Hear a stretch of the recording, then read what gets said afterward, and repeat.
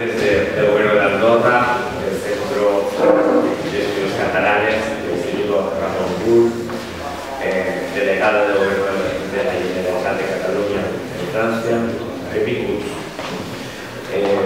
embajadores, embajador Puig, embajador etc.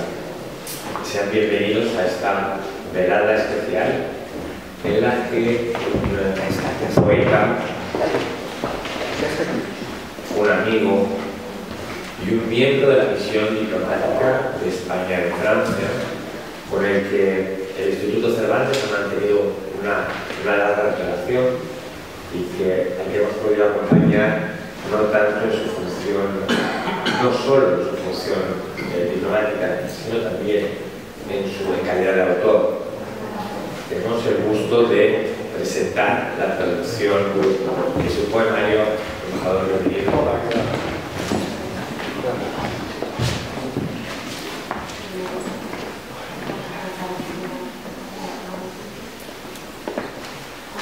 Decíamos que es una velada especial porque el ahora mismo poeta, el señor Manuel Montorio, miembro de la misión diplomática del Reino de España en Francia, ha sido un amigo, la presencia constante en las actividades y programas dedicados a la poesía que organiza el Instituto, y tuvimos además el placer de acoger la presentación del original de este poemario, cuya versión original fue en catalán. Hoy celebramos el éxito de esta obra, el éxito de la perdurancia, con la presentación de la traducción al francés. Recibimos también y saludamos a los invitados que van a acompañarnos esta tarde. Señor Josep Enric Dallarès, traductor y editor, además de una persona destacadísima del mundo de la cultura.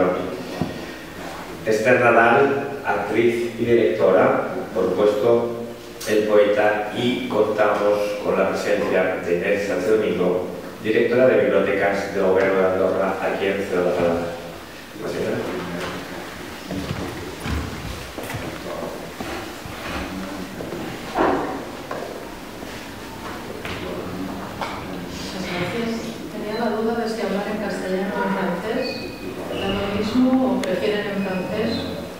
¿Alguien no entiende castellano? Somos multilingües en Andorra. Nous allons parler en français, de notre côté. En français alors? Alors, autorités distinguées, mesdames et messieurs, je m'adresse à vous, avec mes lunettes, au nom de Madame Monica Bonnet, ministre de la Culture, de la Jeunesse et des Sports du gouvernement d'Andorra, et de Madame Esther Rabassa, ambassadrice d'Andorra en France. Pour des raisons d'emploi du temps, elles n'ont malheureusement pas pu assister à cette présentation, et vous prie de bien vouloir les en excuser. Aujourd'hui, nous aurons le plaisir de découvrir la traduction française du recueil de poésie Spirit d'Andorra, écrit par Manuel Montorio, délégué permanent adjoint de l'Espagne auprès de l'OCDE et ancien ambassadeur d'Espagne en Andorra, et publié par Ania Meritos, une maison d'édition fondée par M. Josep Enric Dallarès après une longue carrière comme enseignant et homme politique, mais aussi écrivain, poète dans la principauté d'Andorra. Cette présentation fait partie du programme de diplomatie culturelle promu et géré conjointement par le ministère des Affaires étrangères et le ministère de la Culture, de la Jeunesse et des Sports, dans le but de promouvoir le secteur éditorial andorran au-delà de nos frontières. Nous vivons actuellement une période de croissance significative en termes de nombre d'éditeurs et de titres publiés, compte tenu de la taille de l'Andorra, qui abrite environ 88 000 personnes, mais en 2024, 171 livres ont été publiés par 12 maisons d'édition, ce qui vu notre taille très importante. Afin de le faire connaître, le service de la lecture publique des bibliothèques soutient l'association des éditeurs d'Andorra pour être présent, par exemple, pour la 3e année à la Feria del Libro de Madrid et à la Semaine du Livre catalan à Barcelone, à laquelle nous participons depuis 2012. En ce sens, pour atteindre cette visibilité internationale, promouvoir les traductions est essentiel pour notre secteur. C'est pourquoi nous célébrons celle que nous vous présentons aujourd'hui. Au ministère, nous sommes plongés dans un processus de réflexion pour stimuler davantage la traduction de la production éditoriale andorrane. Et nous sommes convaincus de la qualité de l'offre littéraire de nos éditeurs et écrivains. Mais trouver une place en librairie face à la surabondance actuelle est vraiment très compliqué, et beaucoup plus pour nous. C'est pourquoi la collaboration avec des institutions partenaires d'autres pays est essentielle pour notre secteur et pour faire progresser les objectifs stratégiques du ministère de la Culture à cet égard. Nous tenons donc à remercier l'ambassade d'Espagne en France pour son soutien et l'Instituto Cervantes pour sa collaboration et son accueil dans ses locaux à Paris. Et nous vous remercions aussi de votre présence. Merci beaucoup.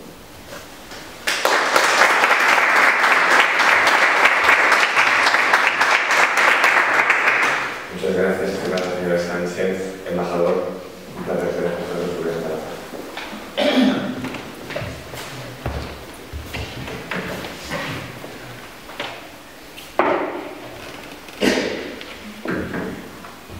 Buenas tardes, buenas tardes. Bonsoir à tous mes écoutes. D'abord, querido Manuel, chère directrice du service de la lecture publique et des bibliothèques du gouvernement d'Andorre, estimados embajadores, queridos embajadores, Chimo y Miquel, querido Eduardo, d'autres autorités, représentants d'Andorre.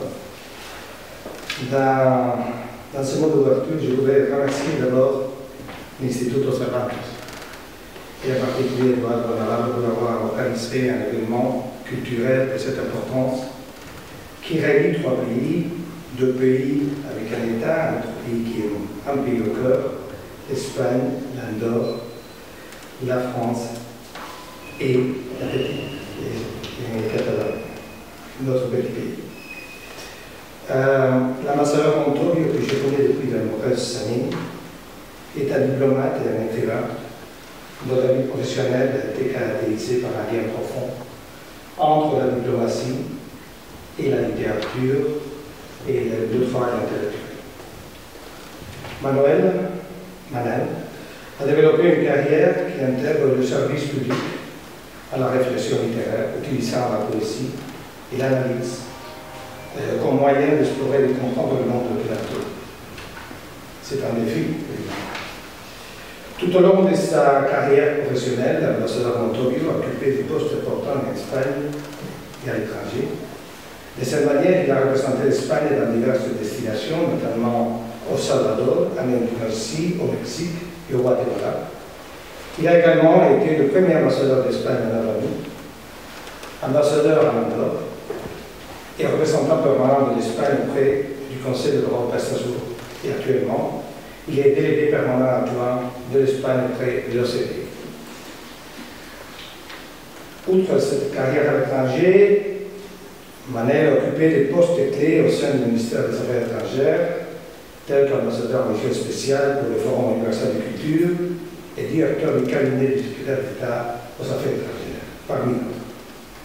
Manuel a développé une carrière qui intègre le service public et la réflexion, utilisant la poésie comme moyen d'explorer et de comprendre. En Albanie, par exemple, il a été le premier ambassadeur d'Espagne et son livre Bookers offre une réflexion profonde sur l'âme collective de ce pays, en utilisant la métaphore de bunkers construits pendant le régime de Osra pour explorer les thèmes du pouvoir et de la liberté.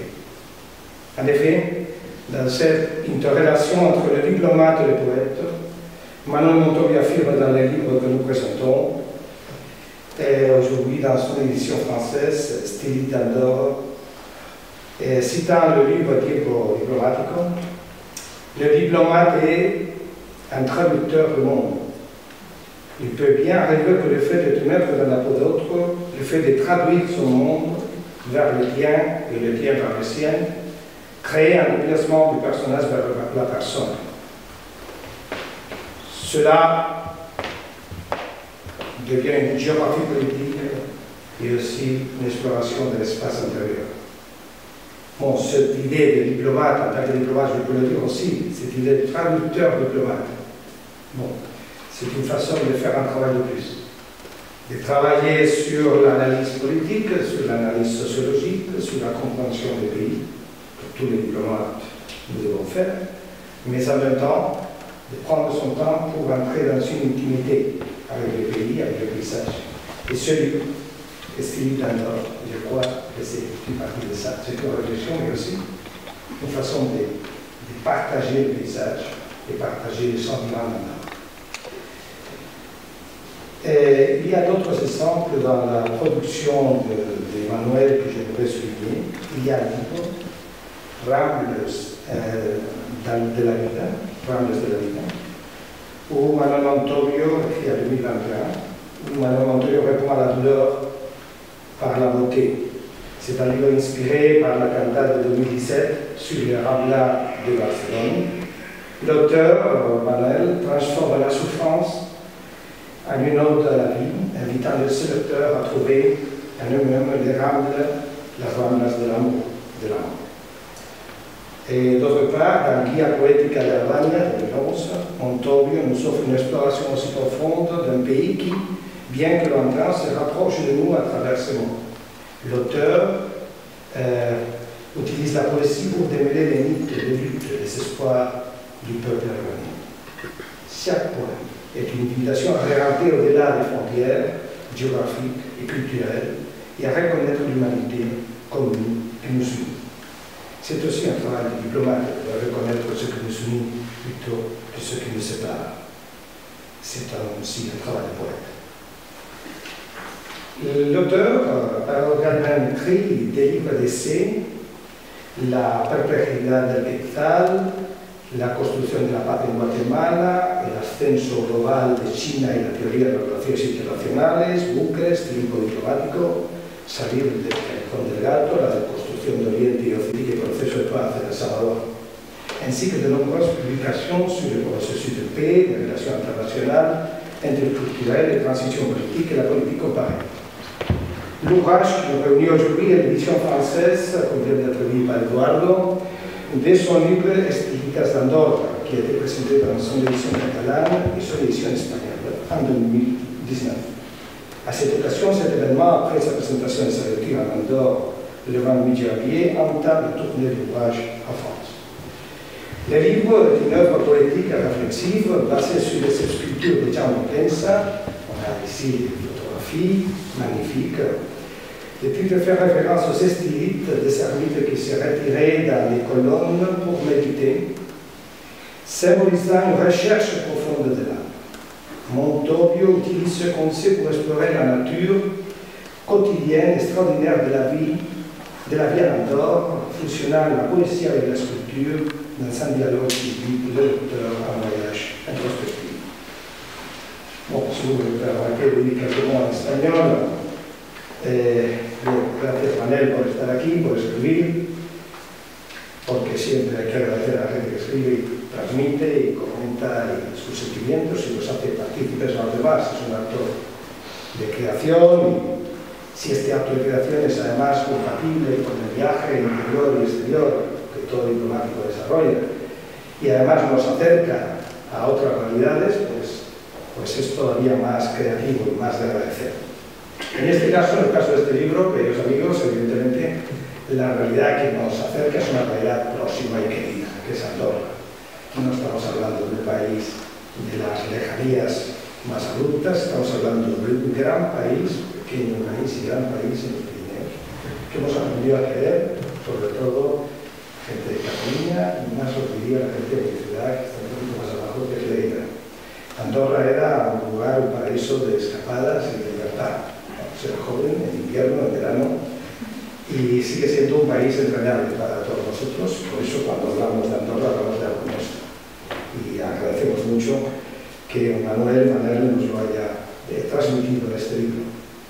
Además, el conjugar unas esculturas tan bellas como las de Jan Moquensa, el juego de colores y la reflexión, yo creo que añade todavía un elemento más distintivo de tu obra.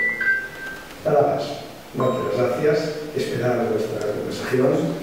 Acercar estas palabras a Andorra, país próximo a España con un coprincipado tan equilibrado como desequilibrado. Equilibrado porque son dos copríncipes al mismo nivel, desequilibrado porque por un lado tenemos un obispo en la Sede y por otro lado un presidente de la República Francesa, lo cual pues dice mucho de la singularidad de Andorra y del equilibrio que Andorra nos representa. Un país con vocación europea, con un profundo sentimiento de Europa, y esperamos que eso se pueda traducir más en una cooperación, en una asociación más intensa. Y un país también que forma parte de la Comunidad Iberoamericana de Naciones y que hizo una gran presidencia de esa comunidad que ha realizado durante un par de años, un motivo de gran satisfacción para todos. Por todo eso, por Andorra, por el catalán, esa bella lengua oficial en Andorra y cooficial en España, y por tu obra, es un placer estar aquí. Muchas gracias.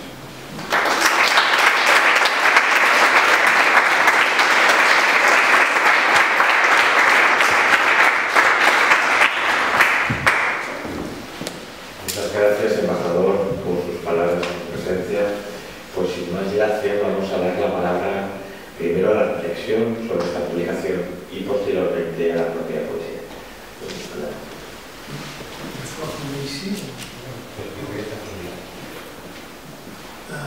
Soyez tous les bienvenus. Je vais commencer par les remerciements à Victoria et à l'ambassadeur qui est surtout un ami depuis toujours, je dirais.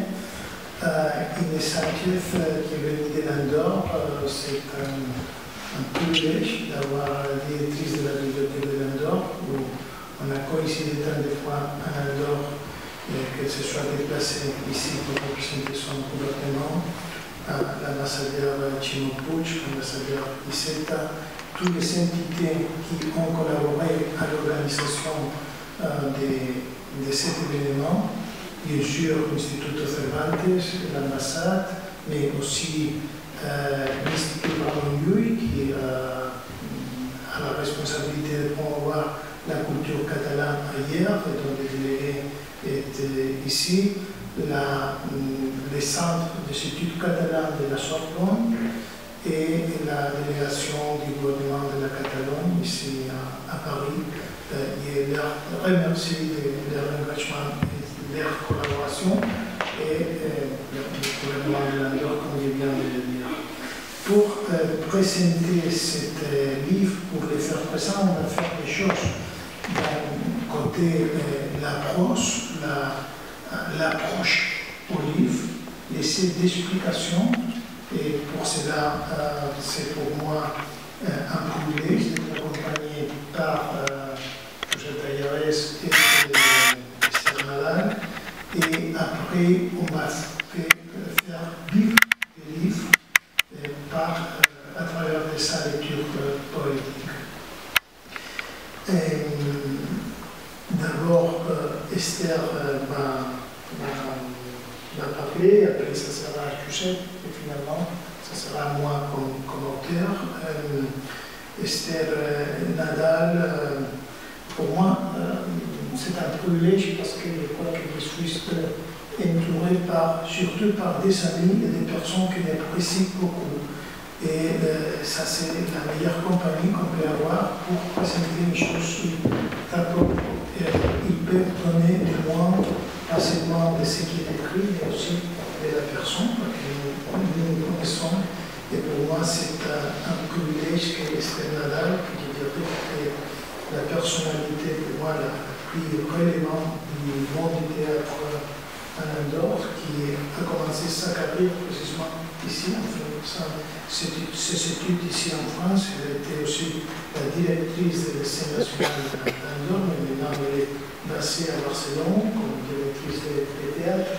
Et bien, elle a fait l'effort de venir expressément pour nous accompagner ici. Esther Paul, c'est ici. Sí. Alors, Manuel Montobbio le pidió así como hacer una fotografía un poco para presentarlos a él y a Josep Talleres, y lo he hecho. Manuel Montobbio. Un jour, mon maître, le metteur en scène Joan Oller, descansi en pau, m'a dit: Nadal, tu coneixes l'ambaixador espanyol a Andorra? Jo vaig dir: no, no el conec, Joan. Doncs mira, és un paio molt simpàtic i molt culte. I entén, saps? I entén. I vol que fem un espectacle a Andorra per celebrar... No me'n recordo que vam anar a celebrar a Andorra. 25 anys de relacions diplomàtiques entre Espanya i Andorra. S'ha celebrat, ho intentàvem celebrar. Donc, Joan m'a demandé de chercher des textes et des poèmes d'auteurs andorrans et d'auteurs qui fassent référence à l'Andorre. Et nous avons fini par créer un scénario du spectacle entre Joan et moi, mais aussi avec les apportations très justes, très enrichissantes et un œil très attentif de l'ambassadeur espagnol en Andorre. Donc, le jour du spectacle, j'ai connu l'ambassadeur. Et après le spectacle, il faut que je vous dise qu'à la pizzeria La Venècia de Sant Julià de Lòria, l'ambassadeur fit tomber toutes les barrières diplomatiques sans perdre un seul gramme de sa politesse naturelle, et Manuel fut très proche des artistes. Mais je soupçonne que ce jour-là, l'ambassadeur nous cachait un secret. Il était déjà poète.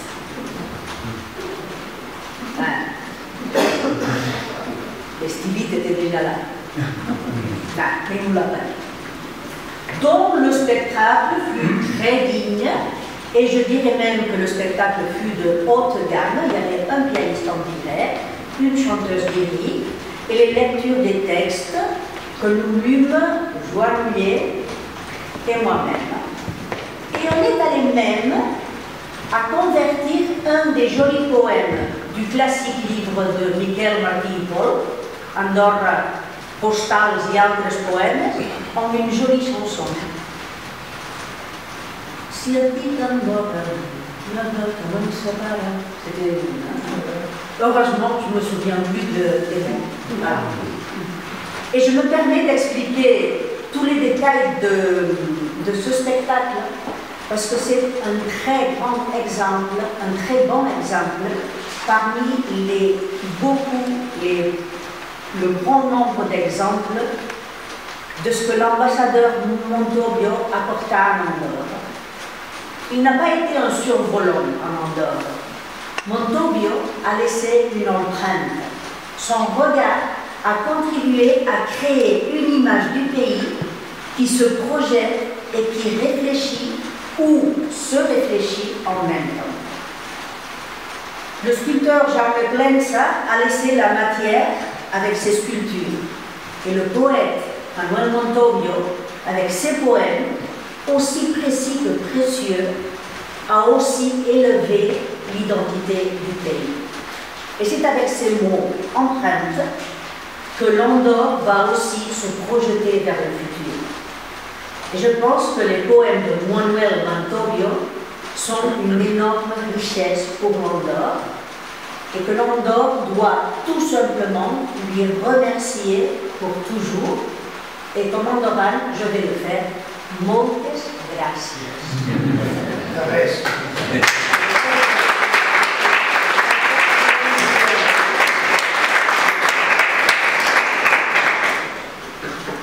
C'est un peu comme ça que je vois Manuel Montobbio. Mais Manuel m'a aussi demandé de vous expliquer comment je vois Josep Talleres. Et Josep qui me dit à un moment, non, si jo soc l'editor, no cal que parles de lui. Mais, ça fait trop longtemps que je le connais. Et ça commence comme ça. Ceci n'est pas un passeport.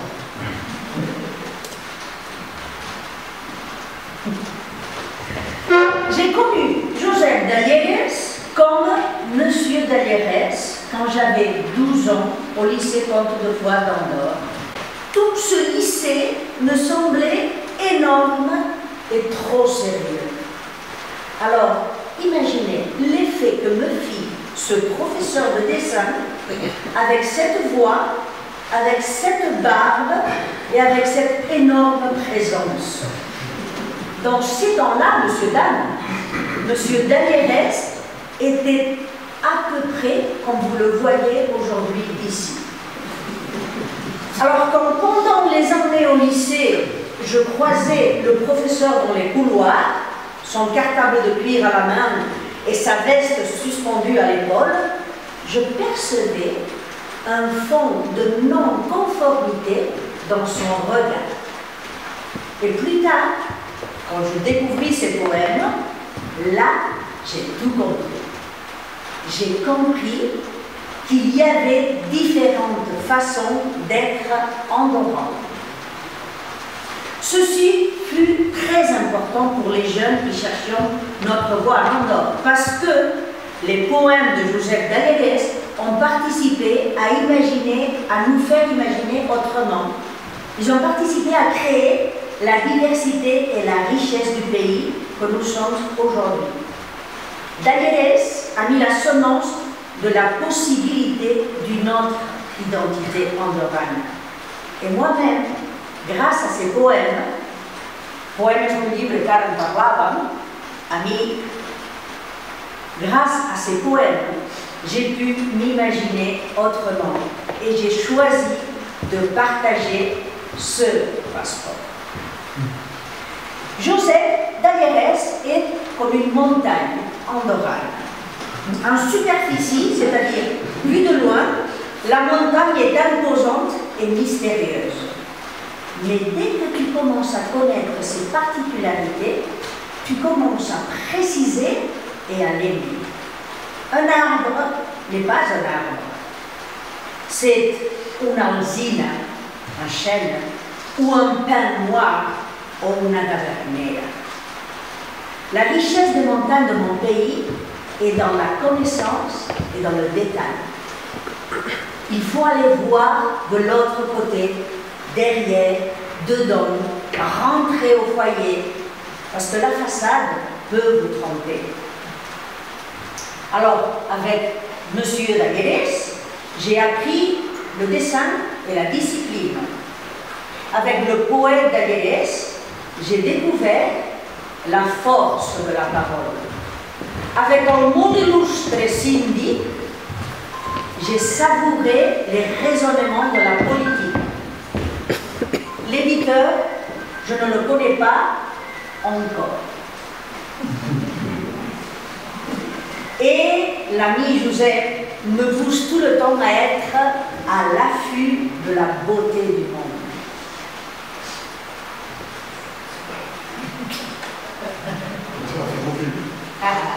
C'était fait pour.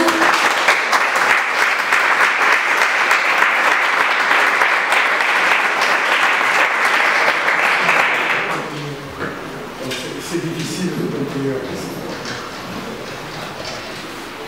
Alors, j'avais prévu, je vais présenter l'automne, mais l'ambassadeur a dit tout ce que j'avais à dire pratiquement. Et je ne vais pas le répéter. Comme ça a été dit, je suis là sous une double facette. D'un côté, l'éditeur, de l'autre côté, le traducteur de Stevie Tonador. Et donc, je passe sur tout ce que j'avais prévu, sur sa trajectoire, ses livres. J'ai connu Manuel Montoglio. Il était installé à Andorre en tant qu'ambassadeur depuis 2 ans et demi déjà. Je suis rentré de Strasbourg. Et je l'ai connu grâce aux réunions qu'il organisait à l'ambassade avec des artistes andorrans. Et je l'ai connu, je n'étais plus ni en politique, ni j'étais plus enseignant. J'étais un jeune retraité qui ne s'occupait que de la maison d'édition que je venais de créer. Et donc je l'ai connu uniquement sur sa facette et directement sur sa facette artistique. En tant que poète, je savais qu'il était ambassadeur, mais je l'ai connu surtout en tant que poète, en tant qu'artiste. j'avais prévu de terminer par des mots qui ont été prononcés, je crois, ici même, lors de la présentation de la version en espagnol, de Steve Casalor, et en catalan, et c'est un ancien élève du lycée Condorcet, qui était à l'époque, qui enseignait le latin à la Sorbonne, et donc je vais essayer de retrouver ce qu'il disait.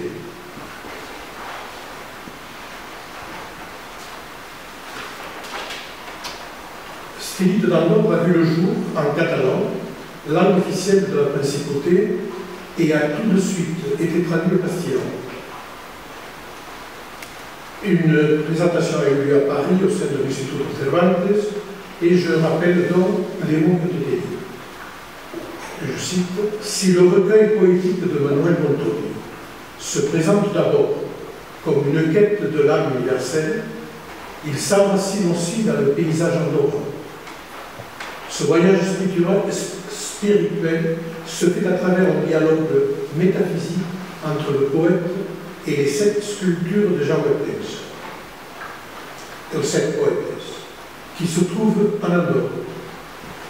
Le poète lui-même, Manuel Montorio, a en lui une part d'andorranité. Poète diplomate, passeur de mots, habitué à voyager dans divers espaces géographiques, de l'Albanie à l'Andorre en passant par l'Indonésie, l'auteur éprouve en permanence cette intuition que l'altérité est la voie privilégiée vers la connaissance de soi. Il est ainsi à l'image de ce petit grand pays frontalier entre la France et l'Espagne, carrefour des espaces francophones et ibéro-américains. Et ce soir, quel meilleur symbole de cette andorranité que l'Institut Cervantes de Paris, où dialoguent l'espagnol, le français et le catalan. Il est difficile d'ajouter quelque chose à ces mots. C'est tellement bien dit que je ne ferai pas mieux. Je retiendrai quand même un mot, le mot andorranité, qui est cité là-dedans. Et moi, je dirais que c'est à partir de l'andorranité qu'on retrouve dans le livre Stélite d'Andorre et Stélite d'Andorre, que m'est venue l'idée de cette traduction en français. La petite maison d'édition que j'ai montée en 2007, toute petite, avait en tête, l'idée était de publier des éléments qui fassent connaître l'Andorre. Alors, soit parce qu'on parle d'Andorre, soit parce qu'au départ, il y a des auteurs andorrans qui ont du mal à pouvoir publier ailleurs. Et l'idée étant d'essayer, non pas uniquement de faire en catalan, mais d'essayer de traduire dans d'autres langues. Et aussi, on a des textes qui, au départ, sont en catalan, qui ont été traduits en français, en espagnol, en anglais, en russe. Actuellement, on est en train de traduire à l'allemand. Donc, essayer de produire comme ça et de pouvoir rayonner un peu. Et le livre Stélite d'Andorre, à mon avis, est un livre qui a cette andorranité.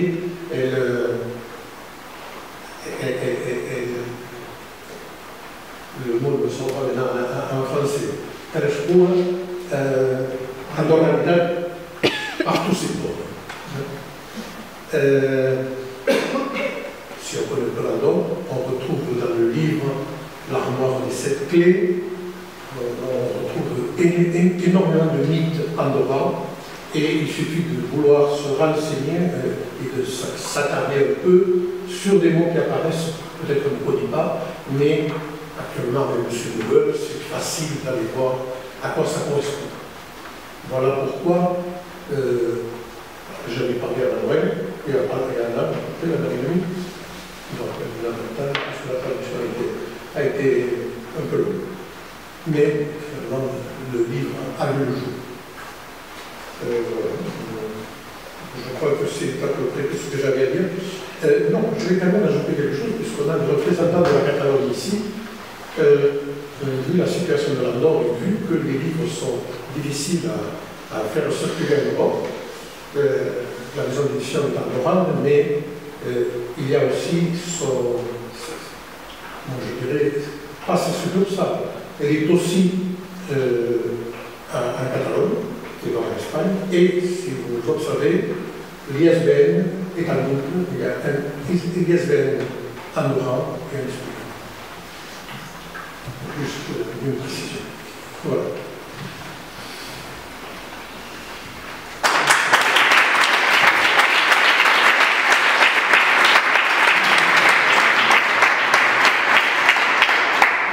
Merci beaucoup. Il me rappelle très bien quand nous nous sommes connus, Jachet et moi, et c'était le 21 mars 2016 peut-être, 2015, quand il venait d'arriver, parce qu'il y avait les jours de la poésie qui organisaient l'ambassade de France en Andorre. Et l'ambassadrice de France, qui connaissait mon activité poétique, m'a invité aux montagnes à réciter mes poèmes avec d'autres poètes. Et je crois que je ne me rappelle pas s'il était juste avant toi ou après, mais bien, il y a eu cette coïncidence, c'est-à-dire on a dû s'écouter l'une à l'autre, et là, une conversation a commencé qui nous a menés jusqu'ici, et qui a versé sur beaucoup de sujets. Et pour présenter ce livre et partager, pour essayer de le faire présenter, de le faire comprendre un parcours, un itinéraire dans différents états. Pour moi, la première, ça serait de vous partager un approche à la poésie et à la recherche de l'art. Et pour ça, peut-être, je vais commencer par le début. C'est habituel dans le livre de poésie que j'ai fait un essai introductoire essayant d'expliquer ce qu'il veut dire. Et celui-ci commence de cette manière. À partir de la phrase de Trotsky qui nous dit « Sans le mécontentement populaire, les partis bolcheviques seraient comme de la vapeur non enfermée dans un cylindre à piston », les théories de la révolution nous parlent du cylindre de Trotsky pour se référer au parti ou l'organisation qui l'amène et la rend possible en canalisant les mécontentements populaires. De même que l'image de la vapeur enfermée dans un cylindre à piston peut être utilisée pour expliquer les révolutions et leurs acteurs, elle peut aussi constituer la métaphore explicative du poème et de sa création, et concrètement celle des stylistes d'Andorre, car la poésie est comme la vapeur. Elle est toujours dans l'air que nous respirons, dans la vie que nous vivons, dans les reflets et les messages de l'âme que nous saisissons. Mais ce n'est que piégé dans les cylindres du poème, des mots qui d'heure après d'heure remplissent le papier blanc, qu'elle peut produire l'alchimie, la magie qui en soin dans une autre âme, comme nous le dit Céphéris dans l'âme de ses vers. Et peut-être bien mieux qu'écrivain et lecteur puissent communiquer à travers elle avec l'âme universelle de laquelle nous sommes une partie, de laquelle nous sommes en quête, bien plus que tout ce que nous sommes et ce que nous pouvons être. Qu'est-ce qui nous entraîne à enfermer la vapeur dans le cylindre, à imaginer un cylindre pour l'attraper, pour aller vers un autre monde, vivre une autre vie, créer ce qui n'était pas, d'où et comment naît l'inspiration d'un poème, de quelle vapeur sont faits ces styles d'Andorre. Ça, ce sont les questions que je vais essayer de vous partager. Bien, je crois que la poésie, Platon nous disait la poésie, comme la sculpture, la peinture, la musique, et les autres arts, ce sont des voies pour la recherche de l'âme. Et ce qui est notre aspiration, notre tendance à être, c'est cette recherche de l'âme, notre âme personnelle, la recherche de que notre âme puisse être dans une autre âme, puisse faire, comme on fait à l'amour, que des âmes s'unissent et soient l'une dans l'autre, mais aussi refléter, rechercher l'âme collective et l'âme universelle. Et pour cela, bien, on écrit la poésie parfois dans le papier. C'est cette alchimie qui nous produit, qui fait possible que ça ait une captation momentanée de cette courant, de cette âme. Et dans ce sens, je me rappelle toujours, quand j'essaie d'expliquer la poésie, de ce que nous disait Octave Paz dans l'Autre. Octave Paz nous disait qu'au-dedans de chacun de nous, il y a un homme qui nous parle. Et que sa vie n'est pas la vie de l'autre homme, c'est la vie de ceux qui nous sont profondément. Et parfois, on peut l'écouter. Il y a des fois où nous sommes en milieu pour exprimer cet homme qui est au-dedans, ou cette femme qui est au-dedans de chacun de nous. Et si on a parlé un de nous, on a reflété, peut-être ça peut éveiller l'homme ou la femme qui est la même, qui nous sommes tous, qui est dans chacun de nous. Et c'est cette cherche, cet essai de trouver cet homme qui est au-dedans de nous. Dans ce sens, je crois que les poètes, c'est comme les sourcières, les faolis, on dit en espagnol, c'est-à-dire au-dedans, il y a des courants d'eau, mais ce sont seulement quelques personnes avec un instrument qui peuvent noter cet homme. Et il y a des instants de vie qui sont plus intenses, où il y a cette concentration de l'éternité dans l'instant. Les poètes et ces capteurs d'éternité dans les instants qui sont encapsulés dans les cylindres à vapeur. Et dans ce sens, ça c'est l'art de la poésie, et c'est la passion qui nous mène implique la poésie. C'est surtout notre quête, mais cette quête de l'âme, je dirais que c'est surtout notre âme personnelle, bien sûr, mais l'âme n'est pas une âme quelconque. Nous sommes en France, et pour moi, une des lectures les plus révélatrices que j'ai eues, c'est celle de l'enracinement de Simone Weil. Et Simone Weil, la motivation pour moi de le lire, c'était parce que Simone Weil nous disait qu'il n'y a pas des droits humains, mais des obligations humaines. Et ce sont des obligations parce que ce sont des choses que nous devons faire pour être en paix avec notre propre âme, pour nourrir cette âme universelle, pour la guérir. C'est bien sûr qu'il y a beaucoup de choses qui n'accomplissent pas ces obligations aujourd'hui dans le monde. Mais elle nous disait aussi que notre âme est une âme enracinée. Et cet enracinement, c'est dans nos ancêtres, mais aussi dans nos contemporains, dans nos imaginaires collectifs. Et Victorio a dit, en citant, il dit toujours qu'un monde est un traducteur du monde. Mais pour traduire le monde de l'autre, il faut se mettre, vivre ce monde. Et ce monde devient une partie de toi. Si tu vraiment de traduire l'autre, te mettre dans son âme, ton âme devient enracinée. Et ça, je crois, ça crée un drame pour le diplôme. Pour moi, je le vis comme un drame.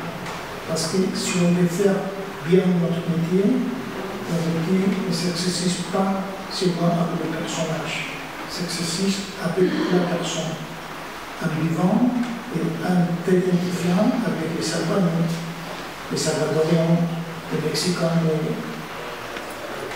les Andorrans. Et quand on t'arrache, quand on fait que toi dois aller dans mon cas Strasbourg, maintenant à Paris, il y a une partie de moi qui est là. Et ce désenracinement peut être processé par la poésie. Ton personnage doit s'enraciner dans d'autres mondes, doit interpréter d'autres rôles dans le théâtre de la vie. Mais comme personne, tu dois rester.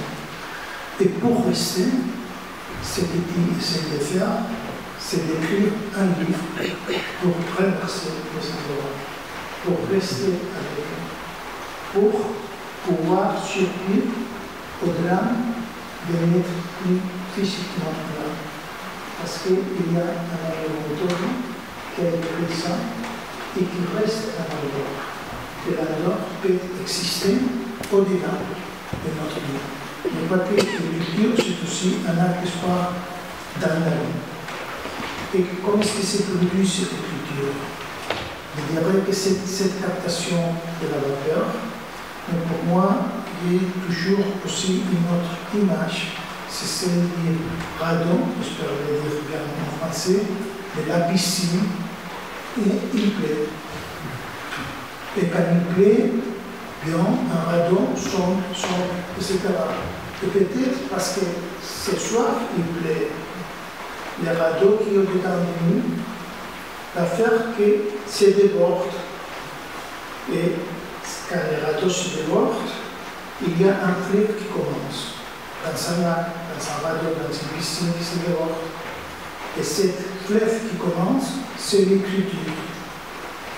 Mais la question, c'est ce qui a déclenché notre écriture, c'est la goutte qui pleut dedans, ou la goutte qui a plu quand nous étions enfants. Et peut-être c'est toute l'eau qui sort. Il y a un détonateur de cet eau, mais c'est toute l'eau qui sort. Et alors, mon expérience comme poète, c'est que, bien, quand ces déclencheurs fonctionnent, il y a cette fleuve qui sort, qui est le processus de toute une vie, de toute une expérience.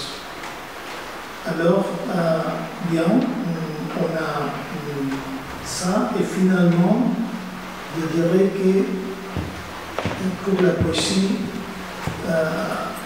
bien, il y a, je crois beaucoup, en ce que nous disait Maria Zambrano, dans le sens qu'il y a les temps extérieurs et l'espace extérieur, mais il y a les temps intérieurs et l'espace intérieur.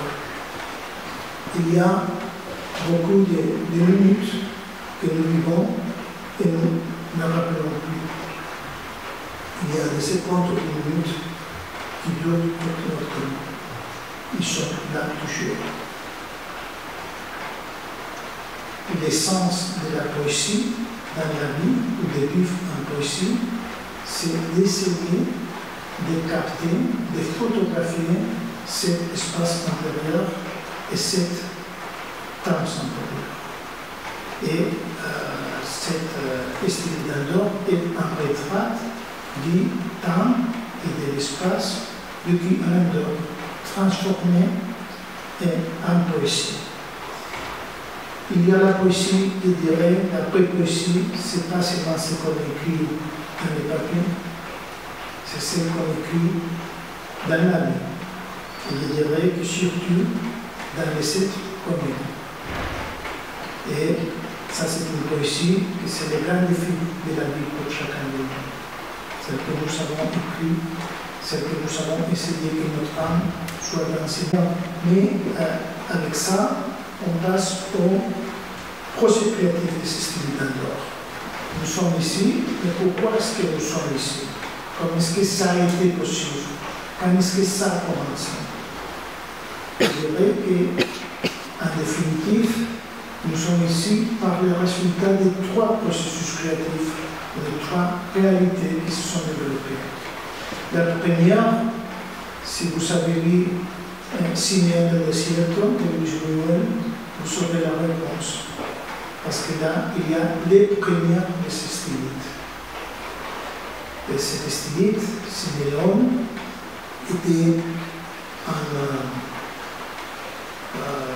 ermite qui était dans les déserts, mais qui était très prié, enceinte, et les multitudes allaient les voir pour avoir son bénédiction, etc. Et il voulait méditer, et il voulait prier dans la solitude pour le monde. Alors, pour empêcher les gens de venir, il a fait un stylos, une colonne. D'abord, c'était 3 mètres, mais même les gens allaient. Et finalement, la dernière colonne était 12 mètres. Et cet stylos, le stylite de Jaume Plensa, comme des colonnes de 12 mètres, comme les premiers stylites. Et ça a commencé dans le monde orthodoxe, une tradition des stylites jusqu'au siècle XV. Les derniers stylites ont vécu aussi au siècle XV. C'est-à-dire pendant un millénaire, 1000 années, il y a eu cette figure. Alors, quand on demande à Jaume Plensa de créer des sculptures pour l'Andorre, ce n'est pas qu'il a l'idée de faire ça. Il s'inspire dans ces stylites. Et pour l'Andorre, il veut symboliser l'Andorre en créant ces stylites modernes, contemporains, inspirés dans les stylites originales. Vous les voyez ici. Et c'est un symbole de quoi? De beaucoup de choses, cette statue de Plensa. Ce sont 7, ça c'est un numéro kabbalistique, symbolique, etc. Mais ce sont aussi les 7 paroisses de l'Andorre, c'est-à-dire c'est un symbole de l'Andorre. Et ils sont en face à la Casa de la Valle, qui est le siège traditionnel des institutions andorranes, mais dans une place où il y a le gouvernement de l'Andorre et le conseil général du Parlement de l'Andorre. Il y a beaucoup de trafic toujours, beaucoup de bruit aussi, je dirais, mais quand même, ils regardent vers l'intérieur, ils méditent, ils sont là, et les jours, ils sont de cette matière translucide, mais les soirs, ils sont de différentes couleurs. Dans des interviews, Plensa dit que quand des stylites sont de la même couleur, par exemple maintenant, ça veut dire qu'ils sont en communication. Qu'est-ce qu'ils se disent? Nous ne savons pas. Mais je suis arrivé à l'été 2014 à Andorre, et c'était inauguré en janvier 2014. C'est-à-dire qu'ils sont les nouveaux habitants de la quotidienneté de l'Andorre. Mais je crois que je suis un des premiers qui a connu cet Andorre avec ses stylites comme une partie de sa quotidienneté. Et alors, il y a un troisième processus de création, c'est-à-dire Jaume Plensa a commencé, je suis allé le voir pour l'expliquer, mais je suis allé le voir dans son atelier et il a cédé l'esquisse de ces stylites, que c'était cette 200. C'est quelque chose que pourrait faire un enfant, c'est quelque chose comme ça. Voilà. C'est pas tellement compliqué. Mais ça, c'était la première manière que Plensa pourrait être les stylites, et il a créé ça. Alors, comme est-ce que ces stylites, à la place de m'ont mené à créer des stylites faire sculptés au verse. Et là, ce que je dirais, c'est qu'il y a eu cette accumulation de l'eau ou cette capture de la vapeur. Et pour moi, il y avait déjà une image préalable. Et ça m'est passé par exemple aussi à Strasbourg. Depuis très longtemps, il est pensé, si un jour j'écris un poème sur Andorre, mais ça doit prévoir la goutte qui fera verser, mais c'est déjà comme ça va commencer. Et ça va commencer comme il commençait tous les jours en Andorre. Et là, bien, l'ambassade est dans un bâtiment, l'ambassadeur habite au 5e, travaille au 10e. C'est-à-dire, il ne change pas beaucoup de place, mais ce qui se passe, c'est que l'Andorre est une vallée, et en face, parce que c'est une vallée très étroite, il y a des montagnes. Alors, quand on descendait, il dormait, de fer, il y avait la lumière du jour dans le bureau, mais on ne pouvait pas voir le soleil, parce que le soleil était couvert par les montagnes. Et vers 10h, 11h, ça dépend de l'année. Bien, le soleil entrait par la fenêtre et il devait baisser les stores. Alors, l'idée, bien, ce qui caractérise l'Andorre, ce qui fait différent l'Andorre, c'est qu'à l'Andorre, le soleil ne sort pas une fois, mais il sort deux fois. Et il y a deux types de jours. Il y a un jour où il y a la lumière du soleil, on peut voir le soleil. Il y a une réalité différente parce qu'on vit à l'ombre du soleil. Et après, il y a les jours où le soleil est sur nous et on le voit. Et ça, c'est différent. Par exemple, à Strasbourg, il y a les promener à l'Andorre, nous promenions dans la Florida avec mon épouse, et à Strasbourg, à l'île qui est un affluent d'Iran. Et l'île où les canaux de Strasbourg sont pleins de signes. Alors je me suis dit, si un jour il écrit sur Strasbourg, ça sera à travers les signes. Parce que maintenant, il est au Seine, il n'y a pas de signes dans les Seine. Alors, à Andorre, il y avait ça. Et, bien, ça se passe, mais il y a eu un jour où cette goutte a plu. Et cette goutte a plu comme le fait. Parce que c'était la nuit de Saint-Jean, le 23 juin 2016. Pourquoi? Parce que là, on a la cérémonie des Falleiras des Pyrénées. Il y a une tradition dans tous les Pyrénées d'aller au Canigó, qui est une montagne sacrée pour les Catalans, le Canigó de Balaguer. Et là, on prend les fées et on les distribue pour tous les Pyrénées. Et pour célébrer les solstices d'été, on tourne les fées. Et cette année, même, les Falles de Pirineo, grâce à notre délégation à l'UNESCO, venaient d'être déclarées patrimoine immatériel de l'humanité. Alors, il fallait les fêter. L'Espagne, bien sûr, avait aidé à cela. Et celle qui est maintenant la ministre de la Culture, qui a envoyé Inès, maintenant elle était la sous-syndicale générale, et ils m'ont dit non, maintenant, tu dois aussi, comme ambassadeur, rouler les faits avec les autorités. Alors, je suis avec un etc. Et on m'a donné la boule de fées et il dit faire comme ça. Et pendant qu'il faisait ça, et même ça a été filmé à la télévision, j'ai une inspiration. Chaque jour, le soleil sort deux fois. Mais il y a un jour qu'il sort trois. Parce que le soleil descend vers le Canigó et les Andorrans fait tourner le soleil. Et presque le soleil finit de se coucher. Parce que c'est presque. Et ce même soir, il a commencé à écrire. Alors, il y a eu une accumulation de 7 fleuves qui a commencé à fuir. Et qu'est-ce que ça reflétait là?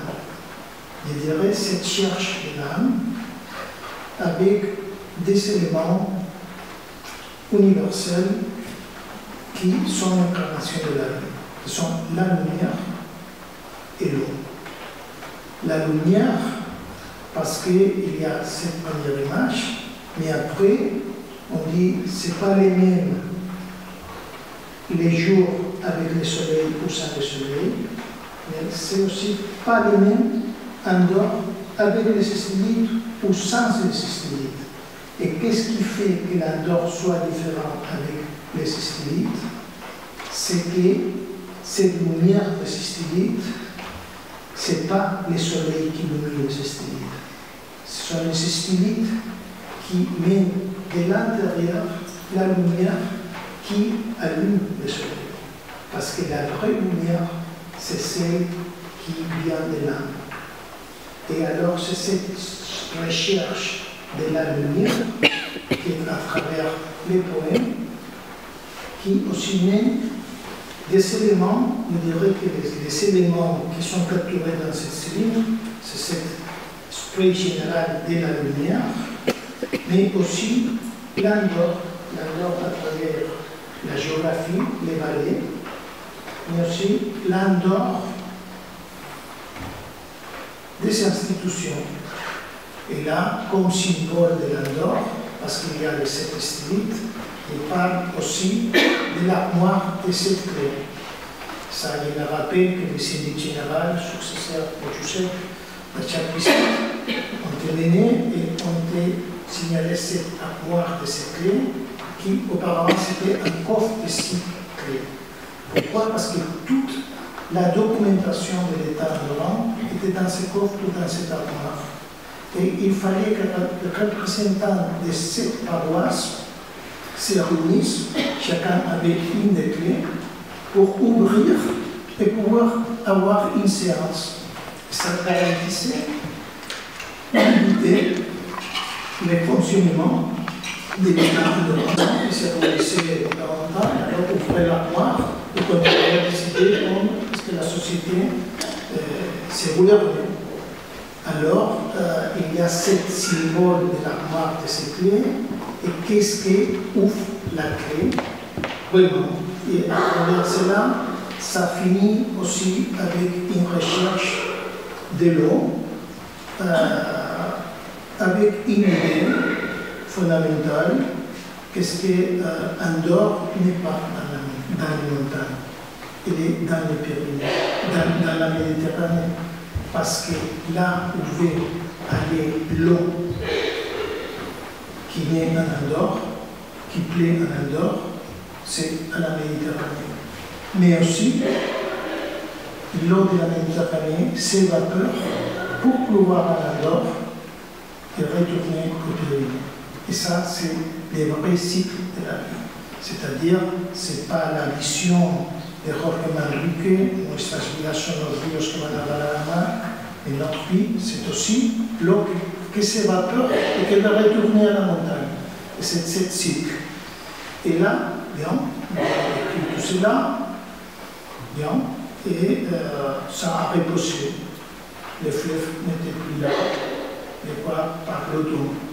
Et je me rappelle qu'une très peu de personnes, qui aurait été c'est environ avec qui j'ai partagé cette stylite à 10 mètres, c'était Joseph. C'est-à-dire qu'il a connu la naissance de l'oncle, même quand il n'était pas du tout né, parce qu'il n'était pas sûr si les fleurs devaient continuer ou non, si l'offre était mature ou non. Et alors, un dimanche de février, nous sommes allés skier, et en retournant à skier, il y a eu l'autre inspiration. C'était, il y avait sculpté la stylite. Il avait fait cette stylite au verso, on peut dire. Mais ce qu'il fallait faire, c'est d'écouter ces stylites, les laisser parler, transcrire ce qu'il nous disait. Et c'est pour cela qu'il y a écrit une deuxième part, et ce sont les réflexions de ces stylites. Et si vous voyez les réflexions de ces stylites, elles sont écrites en italique. Ils se sont écrits en italique parce que c'est un truc littéraire, on peut dire, mais c'est une transcription. J'ai transcrit comme un médium ce qu'ils m'ont dicté, les 7 stylites, ce qu'ils m'ont dit. Et alors, ils parlent et ils nous révèlent leur message, leur méditation, pour nous aider à méditer. pour nous aider à entreprendre la recherche de notre âme. Bien, les stylistes, une fois écrites, on y un parcours, ils ont commencé un parcours, et je crois que la première des choses que j'ai fait, pour moi c'était bien un privilège de pouvoir le faire, c'était bien d'esculper ces styles, qui considèrent qu'ils sont finis. J'ai parlé avec un autre ami qui a été mon présentateur de ces styles à Barcelone, avec Susana, un grand poète catalan, qui est décédé cet été. Et il a appris beaucoup et il m'a dit, bien, mais s'il a fait ça, nous devons aller à Plainsa doit les connaître. Non, je ne connais pas du tout Plainsa. Alex était aussi curateur des expositions d'art. Il connaissait très bien Plainsa, ça c'était facile, il y a des téléphones, tout. Quand il vient à Barcelone, on va voir Plainsa, et c'était vraiment une expérience très intéressante. L'atelier de Plainsa, c'est quelque chose immense, mais je me rappelle qu'il s'était très occupé parce qu'un millionnaire qui avait une île avait acheté 18 statues. Il y avait un grand bateau qui arrivait à Barcelone, il devait finir ces statues. Mais avec tout cela, les données, il avait déjà envoyé par mail les poèmes. Il a appris beaucoup et c'est alors qu'il a donné cette esquisse pour que ce soit. Et bien, les livres ont été publiés en catalan et en espagnol. Joseph a été un des présentateurs en Andorre. Et il a dit dès le début, bien, ça c'est très bien, que ça existe en catalan et aussi en espagnol, parce que c'est don à connaître l'Andorre, mais ça devrait exister aussi en français. Eh bien, les sociétés toujours d'accord.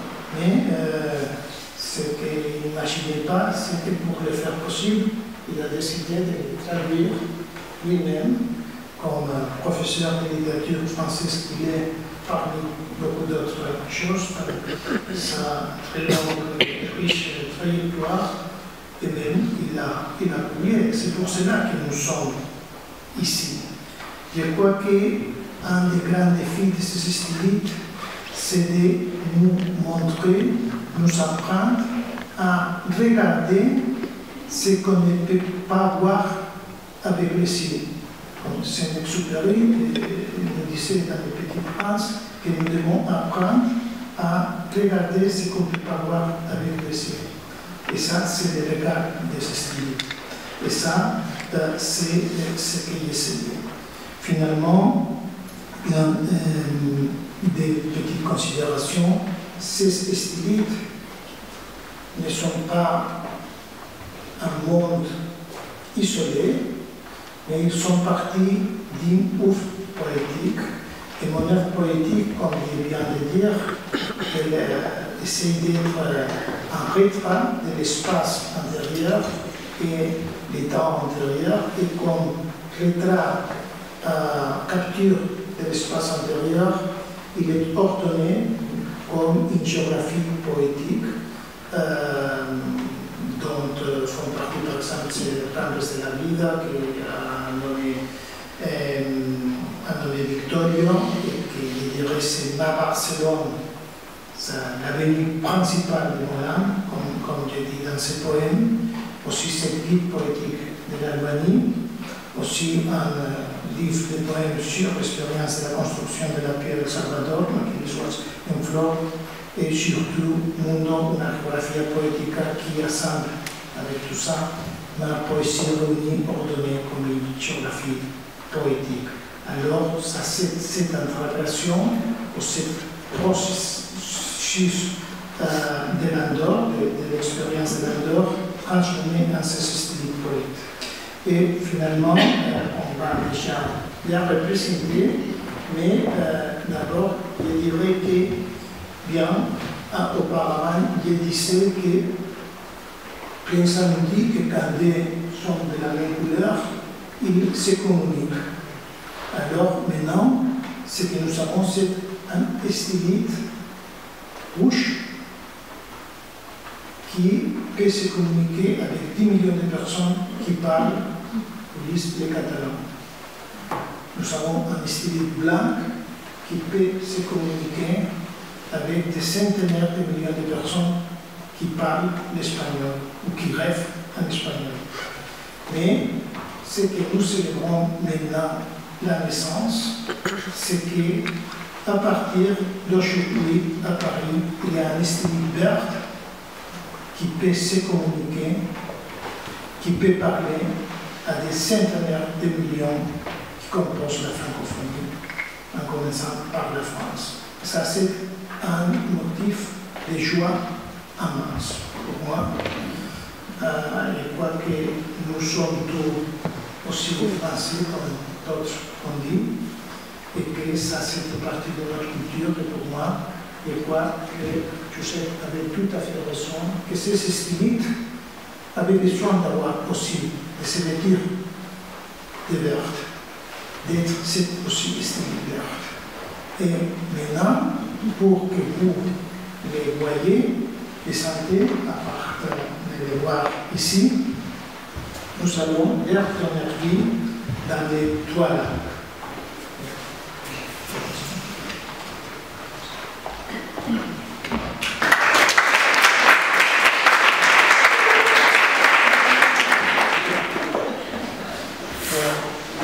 Estilites d'Andorra. Estilites d'Andorra. Estilites d'Andorra. À ceux qui veulent regarder l'Andorre et la vie comme des estilites poètes. Nosu a Andorra cada dia una vegada al sol, sinó dues. No sale cada día en Andorra una vez el sol, sino dos. En Andorre, chaque jour, le soleil ne se lève pas une fois, mais deux. La première lorsqu'il illumine le ciel au-dessus des montagnes et se reflète sur la mer. La segunda, cuando tras escalarlas aparece sobre sus cumbres y desde ellas asciende a los cielos. I no és un dia a Andorra, sinó dos. Com no és el mateix el dia de la llum sense sol, ni passen en ell les coses de la mateixa manera, ni és en ell cada persona la mateixa persona, ni l'ésser és el mateix ésser. Tout est autre. Nous sommes tous à l'ombre. A la sombra de las montañas, de los cuerpos y del anhelo de la brisa y los vientos, donde se pasean las almas sin ser atravesadas por la mirada de su luz. Chaque jour n'est pas chaque jour à Andorre, ni chaque jour le soleil s'y lève à deux reprises, puisqu'il y en a un qui le voit trois fois. Y de tanto salir, casi se olvida de ponerse. Quan, a la nit de Sant Joan, visita la terra, es transforma en la flama al Canigó i, seduït per la lectura del gran Verdaguer, demana als homes i a les dones que el portin per tot el Pirineu, seguint l'estela dels seus versos, i que el convidin a danser y a tourner, y a vivir la vida y sentir con ellos la alegría de vivir. ni és la mateixa Andorra abans i després dels estudis. L'âme n'est pas la même, ni est la même la vapeur de la vie, la poésie qui grimpe vers le ciel et dessine les nuages. Ce n'est pas le soleil qui illumine les stylites illuminent le soleil et le créent. Car le soleil est le point vers où convergent les rayons de la lumière des mondes. Quand il fait jour, les stylites illuminent vers l'extérieur le soleil même, et ils se reposent la nuit, et ils réfléchissent, et ils regardent vers l'intérieur, cherchant l'âme. La lumière des stylites est la lumière de la poésie qui illumine la vie et le monde. Lumière invisible qui réveille la poésie qui dort, la poésie qui habite la profondeur des âmes. Luz, ondas cuánticas, ondas únicas que desprende la alquimia del alma universal. Cómo activar los receptores de la luz de los estilitas poetas, ¿Cómo retroalimentarla? Celle d'Estilite et lumière qui ne brûle pas. Elle contient la musique de toutes les musiques, la lumière de toutes les lumières, celle que nous voyons avec les yeux et celle que nous ne voyons pas. Elle s'évapore dans le ciel, illumine une vision nouvelle. Ce ne sont pas les styles de poètes translucides qui changent de couleur, mais les poètes coloris qui changent de style. Poètes translucides. Couleur d'état d'âme, des éléments, de la réalité, de la vie, des mouvements, les rêves, l'origine, les expériences et les histoires personnelles. Couleur changeante de l'âme, couleur avec laquelle l'âme nous parle, dessine le monde, la vie. No s'encenen ni funcionen els estilites poetes amb electricitat, sinó amb l'anhel de l'ànima, els sospirs dels somnis de la vida. Ce n'est pas Jean Rubens qui les a ciselés, les sculptures des poètes. Ce sont les poètes qui l'ont fait, lui, sculpteur. Obren les claus dels estilites poetes l'armari de les set claus. Conté aquest els veritables secrets de les valls neutres d'Andorra. Obren les set juntes i alhora la porta que condueix al camí que porta l'ànima universal de què som un pàl·lid reflex. Les clés des stylites ne sont pas en fer, mais la lumière de chacune des couleurs de l'arc-en-ciel. Lorsque toutes les sept se mettent ensemble pour l'ouvrir, la porte ne s'ouvre pas. Elle se transforme en lumière qui illumine la lumière d'où naissent toutes les lumières de toutes les vies. Car c'est bien plus à l'intérieur et bien au-delà de la lumière de la lumière, vie de la vie, haleine du monde, qui ne meurt jamais, mais se transforme. Llum de tots els somnis, dels rius, de les muntanyes, de les vaques brunes i de la neu, i les pistes d'esquí d'Andorra, de la Casa de la Vall i de la Farga Rossell, l'església de Santa Coloma i la de Sant Joan de Caselles, la vall del Madrid i la vall de Sortell, els llacs de Cristallina i el d'Empolasters. Rêve de toutes les Andorres, vécues et non vécues, afin de vivre les Andorres qui sont, celles qui ne sont pas mais qui pourraient avoir été, ou qui peuvent être encore, et de tous les Pyrénées, toutes les Europes, tout le monde, et tous les mondes qui sont et qui ont été, et qui pourraient être et avoir été, et qui pourraient être encore. La clau és en cadascú, i és en l'altre. La clé, ce sont les autres clés. Se trouver soi-même et se trouver dans les autres. Mirar cap a dintre, com ells, a dintre donar vida a les Andorres i als cels que són a nosaltres. Elles sont en nous, les sept clés et toutes les clés. C'est nous qui sommes la clé et nous qui sommes au ciel. Quand nous sommes en nous-mêmes, quand nous sommes nous-mêmes, la terre est au ciel et la poésie dans le regard. La terre és el cel i la poesia en la mirada. La tierra está en el cielo y la poesía en la mirada. No está Andorra en los Pirineos, sino en el Mediterráneo, ni está hecha de montañas, sino de agua. Aigua dels rius, del desgel, de la neu, de les pistes d'esquí fosses, baixades dels esquiadors fossos, somnis fossos. Désirs ardents, monde liquéfié, gouttes qui dévalent en skiant les pistes de ski. La mer veut dévaler les pistes de ski. La neige veut dévaler les pistes de ski. La mer blanche veut être bleue. La mer bleue veut être blanche. Son désir nourrit le mouvement du monde, le cycle de la nature et de la vie. Nous sommes ce que nous voulons être. El mar blanco quiere ser azul, el mar azul quiere ser blanco. Su deseo nutre el movimiento del mundo, el ciclo de la naturaleza y de la vida. Somos lo que queremos ser. El mar blau vol ser blau. El mar blau vol ser blau. El seu desig nodreix el moviment del món, el cicle de la natura i de la vida. Som el que volem ser. Réflexions de cet stylite.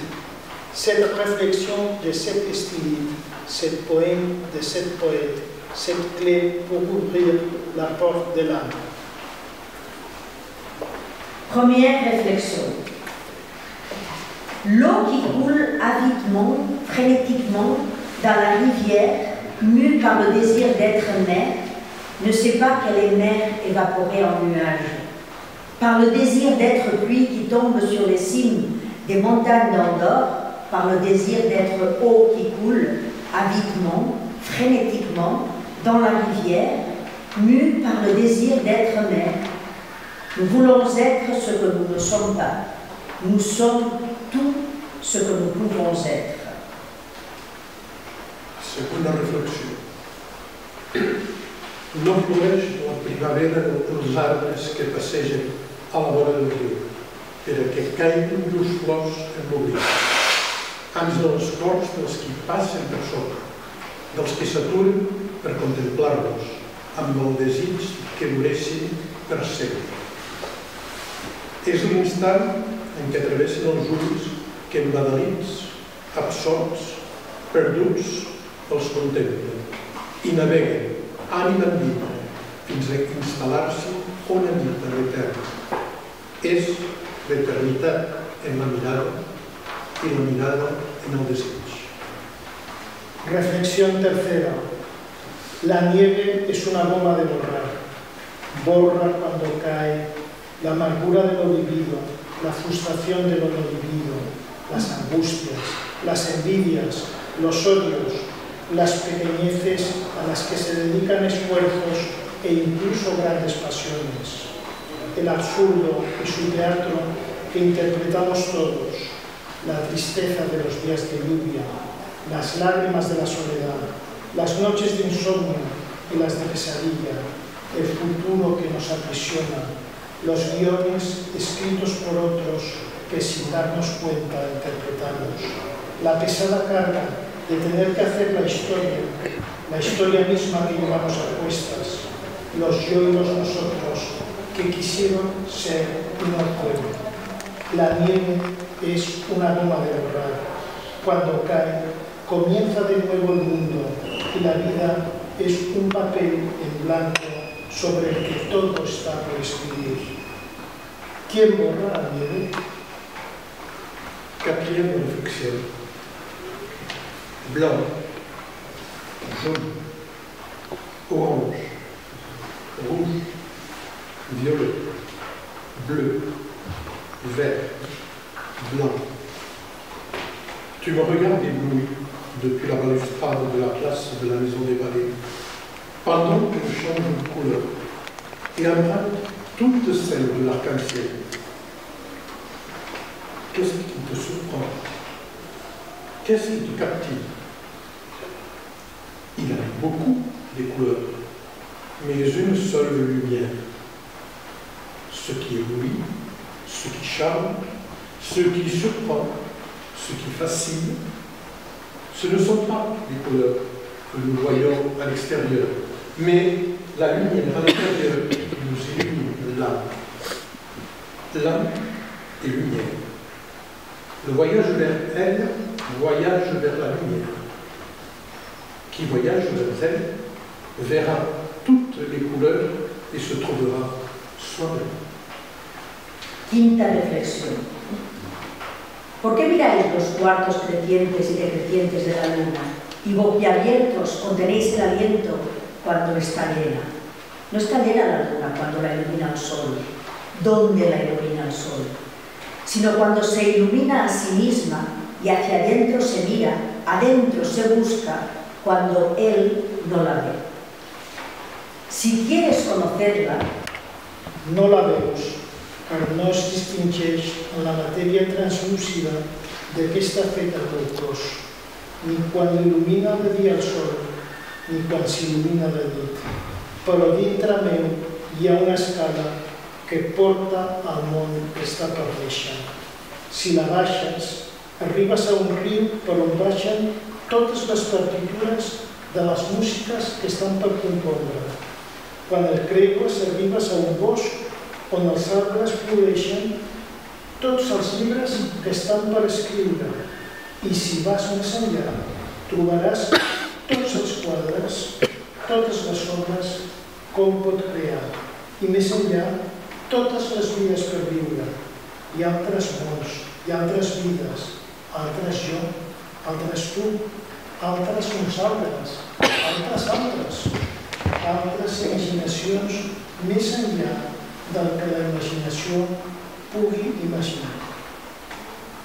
No la veus, car no es distingeix en la matèria de carn i os de què està fet el teu cos, però dintre teu hi ha una escala que porta al món que està per néixer.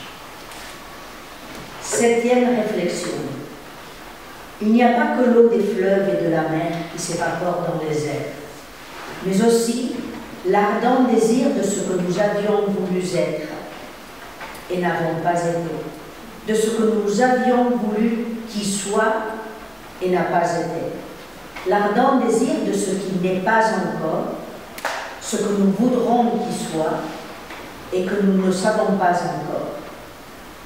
Quel nuage produit leur vapeur? Comment pleure-t-il? Quand pleure-t-il? Où pleure-t-il? Que pleure-t-il? Qui les fait pleurer? Si tu apprends à répondre à ces questions et arrives à connaître le cycle de leur vie, tu auras appris à vivre la vie. Merci.